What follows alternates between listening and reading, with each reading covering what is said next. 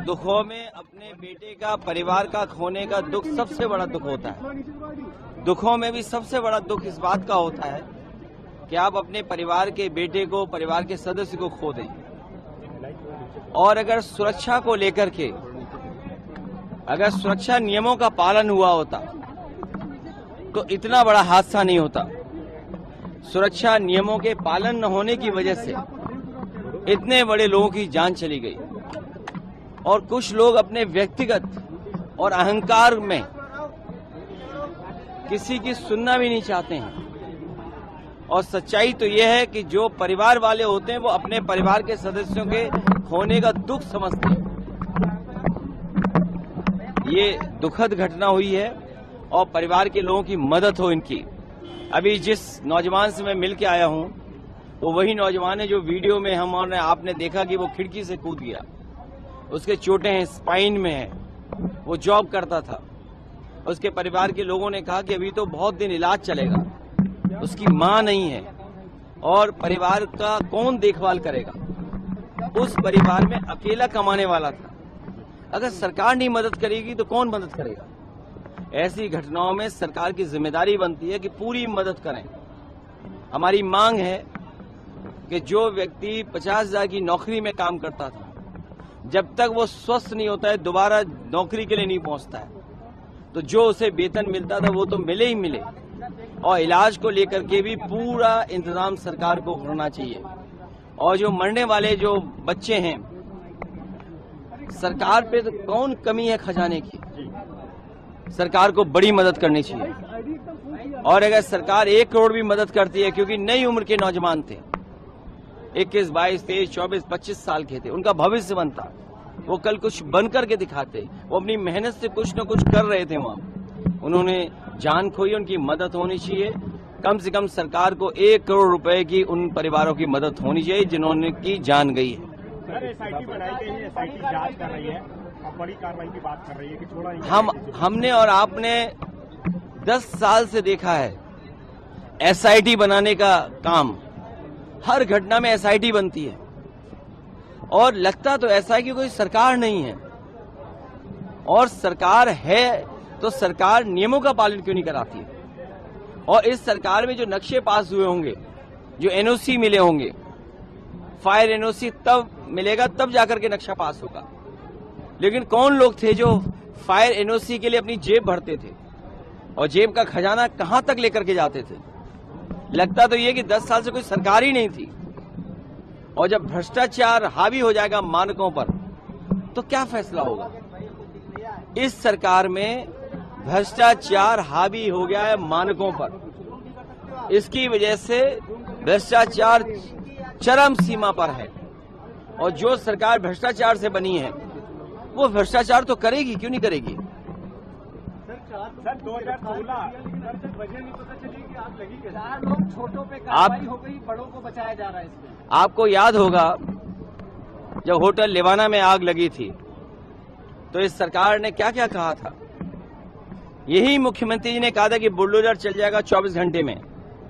क्या उस बिल्डिंग पे बुलडोजर चला आज तक? गरीबों को उजाड़ने के लिए किसने आग लगा दी थी, याद कीजिए, यहीं पर लखनऊ में।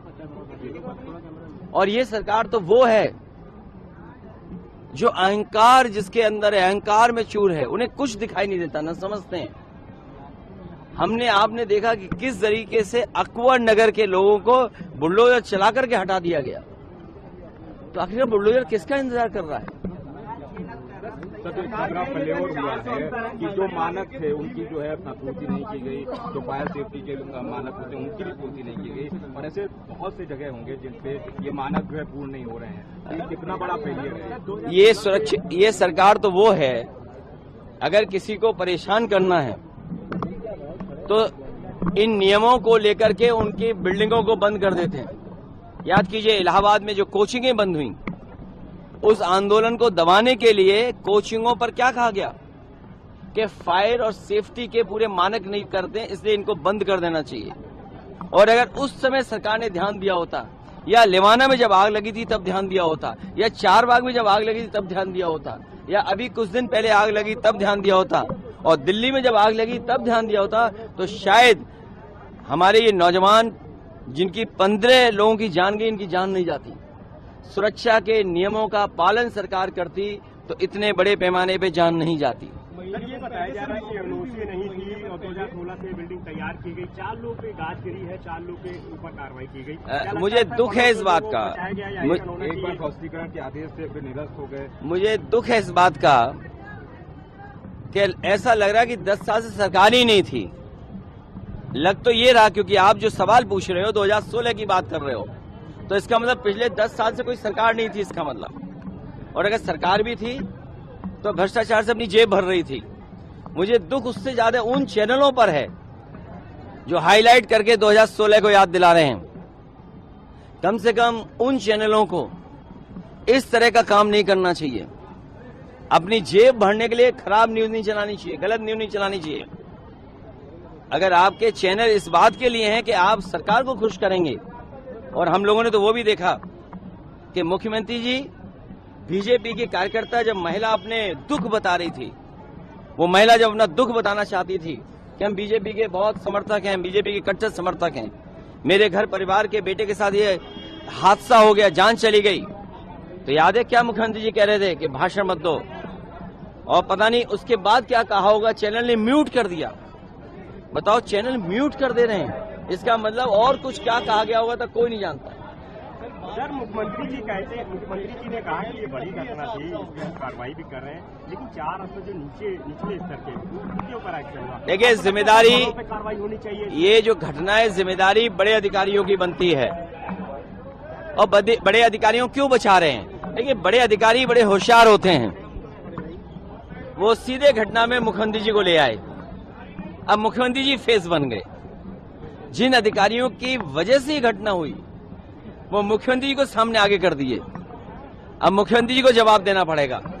कम से कम मुख्यमंत्री जी को ये तो होशियारी अधिकारियों की समझनी चाहिए कि फायर एनओसी की वजह से, या नक्शे की गलत होने की वजह से, या ध्रुवीकरण की वजह से वो क्यों उनको आगे कर रहे हैं। और लखनऊ में पता कर लेना आप, जितने बीजेपी की सरकार में नक्शे पास हुए हैं, सबकी जांच होनी चाहिए।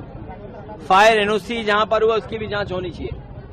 सर, अयोध्या राम मंदिर टेस्ट मामले में एसआईटी ने अपनी जांच सौंप दी है, सर, उसे लेकर क्या कहेंगे? नहीं, अब ये सरकार, क्योंकि सरकार भ्रष्टाचार से बनी है, तो भ्रष्टाचार तो करेंगे ही करेंगे। और दूसरा, क्योंकि अब इस छापेमारी में इसके बहाने जेब भरने का और मौका मिल जाएगा। छूट जाएगा नहीं। एनओसी पाने के लिए आप पता करना, एनओसी पाने के लिए क्या नहीं करना पड़ता है। नक्शे तब बनता है जब पहले एनओसी मिल जाता है, और कितने साल के लिए एनओसी मिलता है वो भी एक प्रोसीजर है। तो आखिर कौन लोग हैं जो एनओसी के लिए अपनी जेब भर रहे थे? ये बीजेपी की सरकार में केवल जेब भरना का काम है। सर, अयोध्या राम मंदिर मामले में एसआईटी ने अपनी जांच सौंप दी है, आप किस तरह देखते हैं, क्या कहेंगे? उसमें ये सिंधी समाज की वो चांदी की शिला का हिसाब किताब है कि नहीं है? अभी तो एक परत और निकल आई कि चांदी की शिला गायब हो गई, हीरे जवाहरात गायब हैं, सोने की ईंट गायब है, न जाने क्या क्या गायब है। एक सवाल है सर, में जानकारी मिली है कि सभी को दोषी माना गया है। रोड शो करने ये विषय अभी का नहीं है, ये विषय अभी केवल 15 बच्चों की जान का है। अगर उस पे सवाल पूछोगे तो हम दोबारा मिलेंगे, कहीं मुलाकात होगी तो बात करेंगे उस पर भी। एक सर सवाल है, कल बंगलौर एसआईटी के पहले शब्द का नाम तो हम बता दें, शेयर, बाकी आई और टी का कल बताएंगे।